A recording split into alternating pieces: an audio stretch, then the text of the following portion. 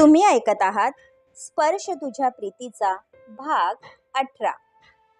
आज प्रल्हाद शेतावर न जाता डायरेक्ट घरी आला होता, कारण शारदा आल्यामुळे कधी एकदा तिला पाहतो असं त्याला झालं होतं।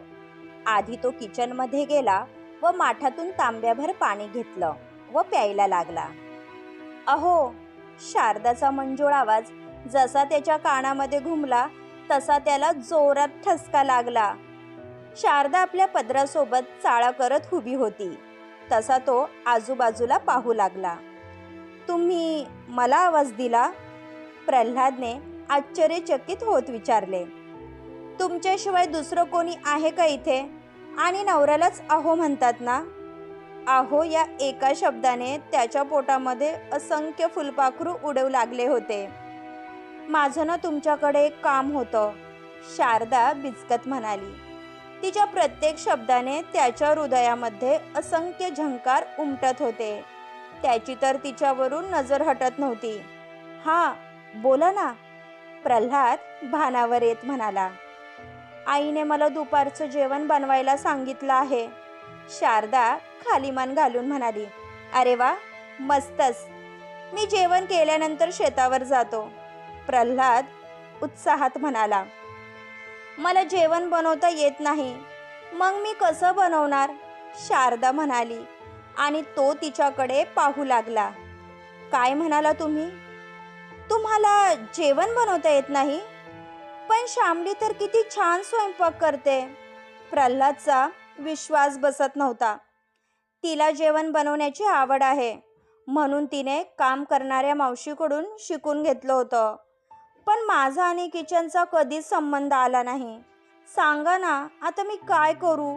शारदाच्या बोलण्यावर त्याला हसावं की रडावं तेच समजत नव्हतं, पण तिला या संकटातून बाहेर काढणं त्याचं कर्तव्य होतं। आई आणि मामी शेतावर गेले आहेत, त्या काही लवकर येत नसतात। मी शांता काकूला सांगतो, त्या जेवण बनवून देतील। प्रल्हादने लगेच तोडगा काढला।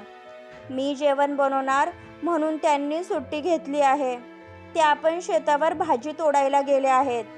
शारदाच्या बोलण्यावर त्याच्या आनंदावर विरजण पडले।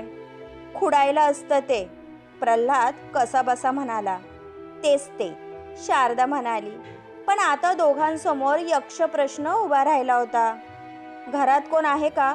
प्रल्हादने आजूबाजूला पाहत विचारले। मी एकटीच आहे, सोनाली आणि अक्षय बाहेर गेले आहे, अनु कॉलेजमधून आली नाही, शारदाने माहिती दिली। चला मग, लागा तयारीला, मी तुम्हाला मदत करतो, प्रल्हाद म्हणाला। तशी ती एकटक त्याच्याकडे पाहू लागली। काय म्हणाला तुम्ही? तुम्ही जेवण बनवणार? नाही म्हणजे येतं तुम्हाला? शारदाचा अजूनही विश्वास बसत नव्हता। लहानपणापासून आईला पाहत आलो आहे, वेळ प्रसंगी तिला मदत सुद्धा करायचो। तुम्ही नका काळजी करू, फक्त मी सांगतो त्या वस्तू काढून द्या। आज तुम्ही आपल्या नवऱ्याच्या हातचं जेवण खाऊन बघा। प्रल्हादला गरम झालं होतं, म्हणून त्याने अंगावरचा शर्ट काढला व बाजूच्या खुंटीवर अडकवला। तो फक्त बनियानवर असल्यामुळे त्याचं कसलेलं शरीर तिच्या नजरेत भरत होतं, त्यामुळे तिला कसं तरी झालं होतं, म्हणून ती त्याच्या दिशेला पाहण्याचं टाळत होती। त्याने पटापट भाज्या कापल्या व खाली जमिनीवर बसून चिरायला सुरुवात केली। तिथे भाकरीचं पीठ आहे, तुम्हाला पीठ मळता येतच असेल? प्रल्हादने विचारलं। येतं म्हणजे एकदा मी प्रयत्न केला होता, पण पाणी जास्त पडलं होतं, शारदा निरागसपणे म्हणाली। तशी त्याची बोलती बंद झाली। डाळ भाताचा कुकर तर लावता येतो ना? प्रल्हादने बिचकत विचारले। तशी तिने नाही मध्ये मान हलवली। आता तर त्याने डोक्याला हातच लावला। असं काय आहे जे तुम्हाला बनवता येतं? प्रल्हाद चांगलाच वैतागला होता। तशी तिच्या डोळ्यांमध्ये चमक आली। मला ना मॅगी खूप छान बनवता येते, तुमच्यासाठी बनवायला घेऊ? 1 मिनिट हा। ओ सॉरी, फक्त 2 मिनिट, शारदा हाताची 2 बोटं करत म्हणाली। यावेळी प्रल्हाद फक्त डोळे मोठे करून तिच्याकडे पाहत होता। तुम्ही निवांत मांडी घालून बसा, कशाला उगाच स्वतःला त्रास करून घेता, त्यापेक्षा मी काय करतो ते पहा, म्हणजे थोडंफार तुमच्याही लक्षात राहील. प्रल्हादला काय बोलावं तेच समजत नव्हतं. त्याने पटापट भाज्या चिरायला सुरुवात केली. त्याचा स्पीड पाहून शारदा अवाक झाली होती.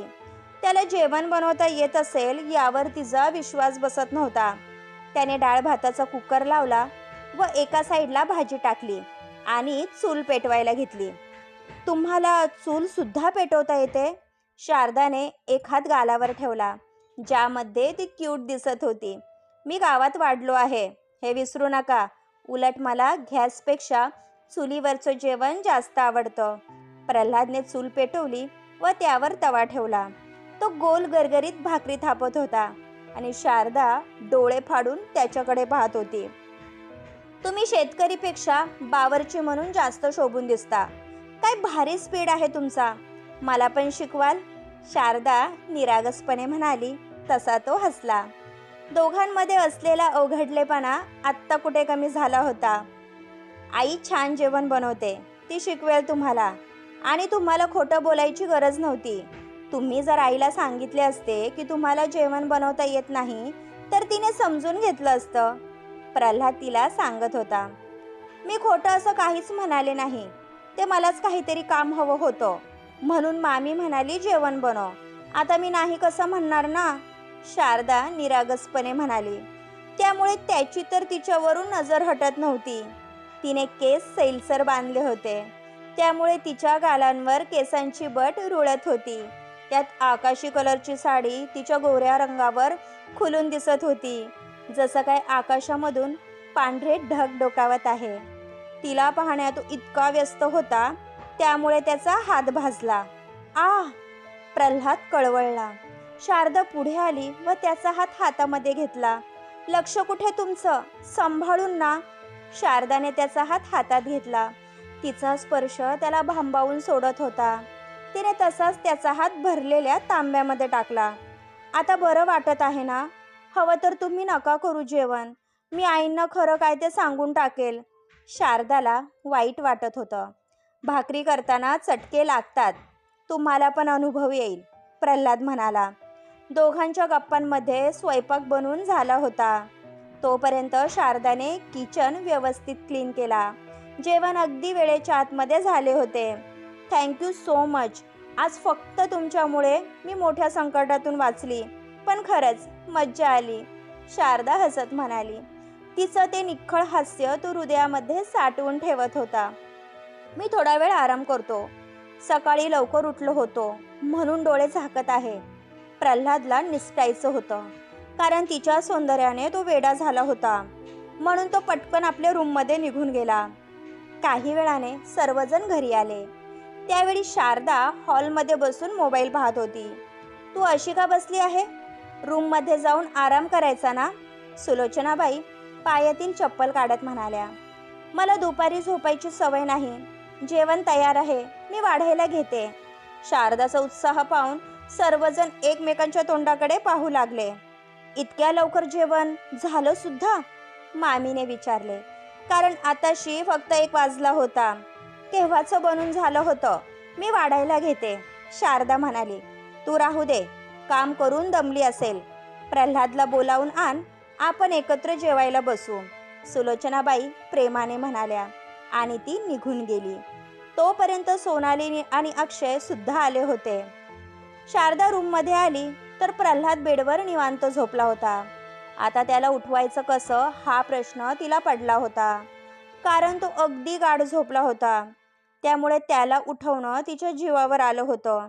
अहो, जेवायला चला, शारदाने आवाज दिला. पण तो काही उठायचं नाव घेत नव्हता. तिला काय करावे ते समजत नव्हते, म्हणून ती पुढे आली व त्याच्या खांद्यावर टॅप केले. अहो, उठा ना.